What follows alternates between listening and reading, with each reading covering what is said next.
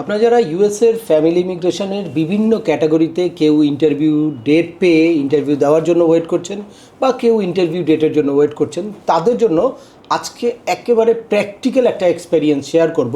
আমার সামনেই US citizen আছে এবং ওনার স্পাউস আছে, যিনি তার ফ্যামিলি ভিসার জন্য বা স্পাউসের জন্য একটা পিটিশন ফাইল করে দীর্ঘদিন পরে ইন্টারভিউতে গিয়েছিল, বাট ছোট্ট একটা কারণে তার এই ইন্টারভিউটা রিফিউজ হয়ে আবার এই ইন্টারভিউ ডেটটা রিশিডিউল করতে হয়েছে।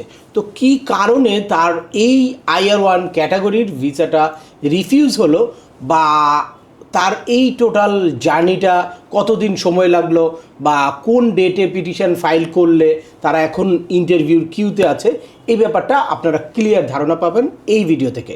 তো চলুন শুরু করা যাক। তার আগে বলে নিচ্ছি, যারা আমাদের চ্যানেলে নতুন বা আমাদের চ্যানেলটি এখনও সাবস্ক্রাইব করেনি, please hit the subscribe button. আর যারা অলরেডি সাবস্ক্রাইব করেছেন তাদেরকে অসংখ্য ধন্যবাদ।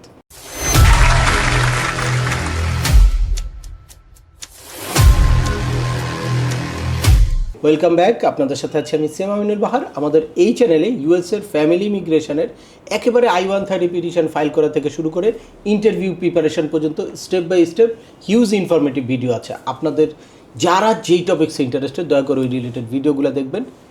এরপরেও আপনাদের যদি একান্ত কোনো ব্যক্তিগত পরামর্শ বা কোনো সার্ভিস দরকার হয়, তাহলে আমাদের হোয়াটসঅ্যাপ নাম্বারে অ্যাপয়েন্টমেন্ট বুক করে সরাসরি যোগাযোগ করতে পারেন। অ্যাট দ্য সেম টাইম আমাদের ইউটিউব, ফেসবুক ও ওয়েবসাইটগুলো ফলো করে সবসময় আমাদের সাথে যুক্ত থাকতে পারেন।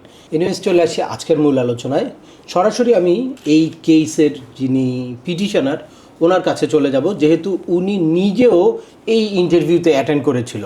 তো কি কারণে তার এই ভিসাটা রিফিউজ হয়ে তারপর তার এই ইন্টারভিউ ডেটটা রিশিডিউল করতে হলো, সেই ঘটনাটা আমরা প্র্যাকটিক্যাল এক্সপিরিয়েন্সটা আপনাদের সাথে শেয়ার করবো। জি, আসসালামু আলাইকুম। লাস্ট দেশে এসেছেন কবে ইউএসএ থেকে? অগস্ট মাসে 2023 সালে। 2023 সালের অগস্টে এসেছেন।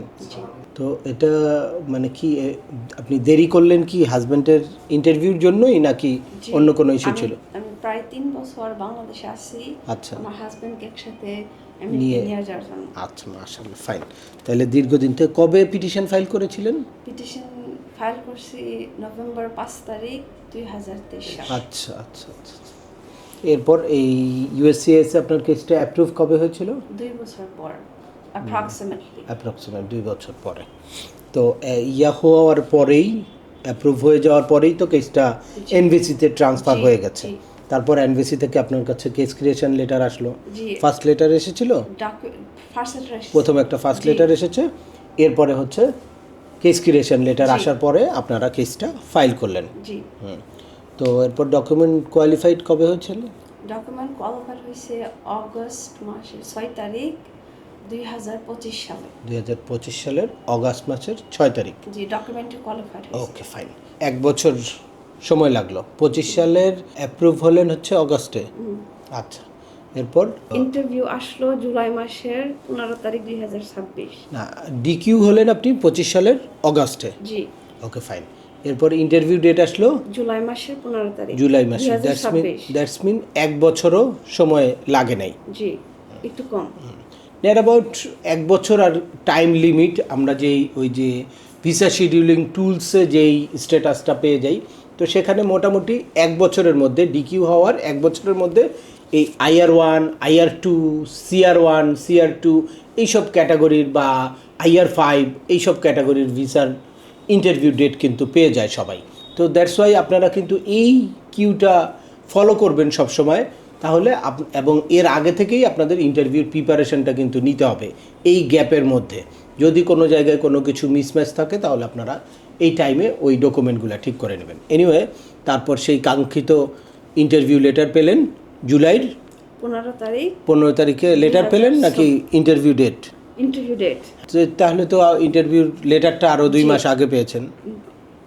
অগস্ট মাসের 15 তারিখ। জি জি জি, অগস্টের 15 তারিখ। জি, আগে আসছে। জি, আচ্ছা আচ্ছা, লেটারটা আগে আসছে। লেটারটা আগে আসছে, মোটামুটি 2 মাস আগে ইন্টারভিউ লেটারটা আসে। তারপরে আপনি ইন্টারভিউতে গেলেন। ওকে, তো ইন্টারভিউতে রিফিউজ কেন হলো? এখানে আমরা দেখতে পাচ্ছি মোটামুটি এই যে 864 ওইটা আমারটা লাগতো, আমি দিছি স্পন্সরটা। এটা কি ইয়াতে তো আপলোড করাই ছিল, জি কেসে তো আপলোড করাই ছিল। ওনারা বলছে পেজ 5 এ আমার ইনফরমেশন জি জি সিগনেচার ছিল, ওই সিগনেচারের পেজটা দেখতে চেয়েছে। জি। সেটা না থাকার কারণেই মূলত আপনাকে ইয়া করেছে। এখানে আরও একটা জায়গায় ক্লিক করেছে, সেটা হচ্ছে আপনার joint sponsors recent IRS tax transcript W2 form. হ্যাঁ, IRS ট্রান্সক্রিপ্ট আমি দিছি CESC তে, হ্যাঁ কিন্তু W2 ফর্ম দেওয়া হয় নাই। W2 ফর্ম শুধু 2024 এ দেওয়া হয়েছে। আচ্ছা, 2025 এর ওনারা বলছে নতুন করে এটা নিয়ে আসবে। লেটেস্টটা ওইটা নিয়ে আসতে বলছে ওইটা না, আমার ওইটা স্পন্সর ইয়াতে দিয়ে দিবে, আপলোড করতে বলছে। আপলোড করতে বলছে, আমার স্পন্সর দিয়ে দিবে কিছুদিন পরে ইনশাআল্লাহ। দ্যাটস মিন শুধুমাত্র পিটিশনারের I-864 অর্থাৎ এফিডেভিট অফ সাপোর্ট যেই ফর্মটা, ওই ফর্মটার হার্ড কপি না নেওয়ার কারণে এবং IRS ট্যাক্স ডকুমেন্ট জয়েন্ট স্পন্সরের কিছু মিসিং ছিল, এই কারণে ওনার ফাইনাল ইন্টারভিউটা সেই দিন হয় নাই। এ কারণে তার আবার নতুন করে ইন্টারভিউ ডেট নিতে হয়েছে। ইন দ্য মিন টাইম ওনাদের এই প্রবলেমগুলো, যেই ডকুমেন্ট মিসিং ছিল ডকুমেন্টগুলো আপলোড করেছে বা এখন I-864টা নিয়ে নিয়েছে।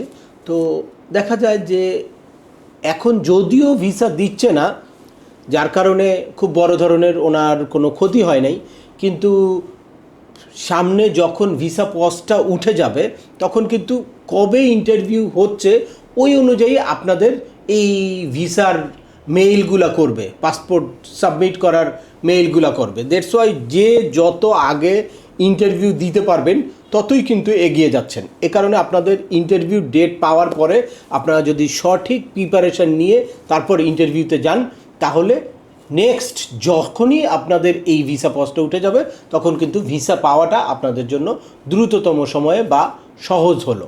এ কারণে অবশ্যই আপনারা সঠিক প্রিপারেশনটা নিয়ে যাবেন। এখানে আমরা দুইটা জিনিস ক্লিয়ার হলাম, এক হচ্ছে কী কারণে ওনার কেসটা মানে রিফিউজ হয়েছিল, অ্যাট দ্য সেম টাইম ওনার কেসের যেই জার্নিটা অর্থাৎ স্টেজগুলা সেটাও কিন্তু আমরা বুঝতে পারলাম। 2023 নভেম্বরের 5 তারিখে উনি পিটিশন ফাইল করে এখন ইন্টারভিউ দিচ্ছে। দ্যাটস মিন আপনারা মনে করতে পারেন যে এই স্পাউজাল ক্যাটাগরিতে IR1, IR2 বা CR1, IR5 এইসব ক্যাটাগরিগুলা এখন 3 বছরের মধ্যে ভিসা পাওয়ার পসিবিলিটি আছে, বা এই পজ না থাকলে এখন ওনারা ভিসা পেয়ে যেত। এই কারণে আমরা বলতে পারি যে এই ক্যাটাগরিতে এখন 3 বছর সময় লাগছে।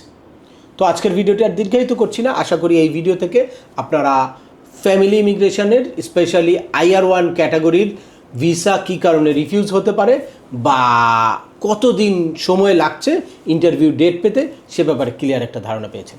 তারপরেও আপনাদের যদি এই সংক্রান্ত কোনো রকম কোনো প্রশ্ন থাকে অবশ্যই আমাকে কমেন্টস করে জানাবেন। আর ভিডিওটি ভালো লাগলে বা তথ্যবহুল মনে হলে লাইক দিয়ে আপনার বন্ধুদের মাঝে শেয়ার করে দিবেন যাদের এই ইনফরমেশনগুলো অত্যন্ত প্রয়োজন। আবার দেখা হবে নতুন কোনো গুরুত্বপূর্ণ টপিকস নিয়ে। সে পর্যন্ত সবাই ভালো থাকবেন, সুস্থ থাকবেন এবং আমাদের চ্যানেলের সাথেই থাকবেন। আল্লাহ হাফেজ।